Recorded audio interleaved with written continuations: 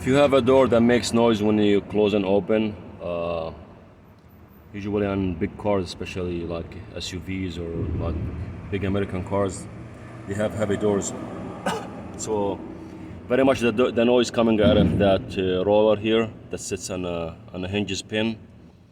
This one, it gets dry inside, as you see it here.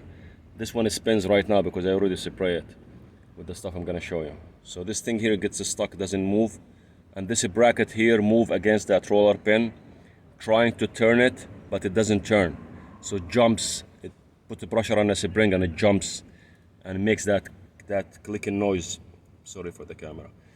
So anyway, the way it works for me, I use 3-in-1 garage lube. You could use any garage lube, garage door lube. So I'm using this for now. I'm gonna leave you a link at the bottom, so you could, if you wanna use it, you can click a link and just buy it. Make sure you spray here, exactly in this spot right here, and see the chemical goes inside. You see it. Also, you could spray inside here too. Okay, do this couple times through that, like in couple days. I will do it today, at night, and maybe tomorrow, just to make sure the lube went through really all the way between the roller and the pin. And also you could lubricate all moving parts like these ones here if you want. Also this, anything that has a spin or a pin in it, just lubricate it, even the one inside. Make sure you use a paper towel or a napkin or anything, or a rag to hold the dropping the extra lube that keeps it dripping here. Just wipe it off.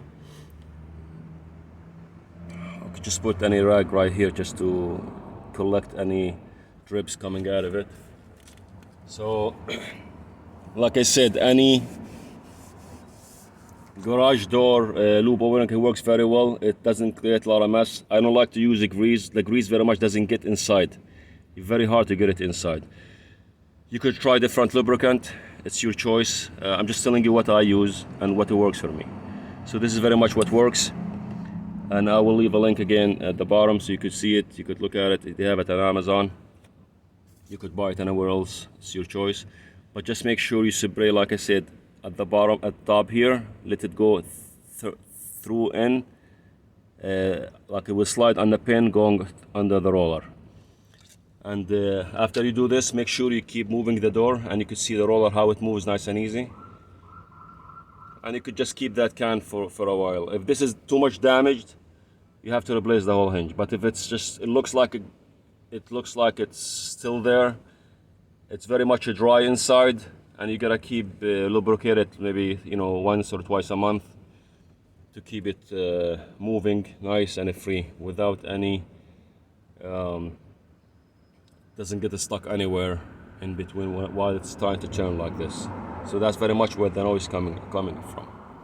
Okay, so that's what worked for me. I hope it works for you. If it does, please give me a thumb up, subscribe, share, and just help the channel so I can post more videos in the future.